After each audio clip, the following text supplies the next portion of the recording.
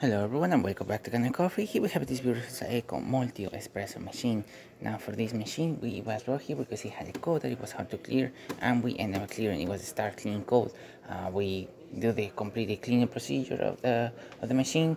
We did also the tune-up, replacing this valve from the brew unit, servicing the brew unit itself, replacing the gaskets of that, and deep cleaning everything and lubricating it, descaling this machine, and just cleaning the hopper and adjusting a couple of other settings on the machine. And yeah, that's all we did.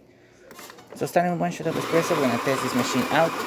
We will not be able to use the carafe or anything, any cappuccino or anything like that, since we do not have any kind of carafe that is compatible with this machine.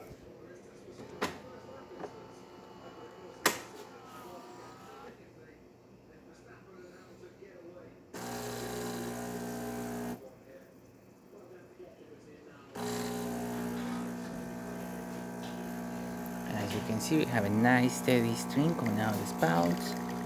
Good color coming at the top of the coffee. An excellent quantity.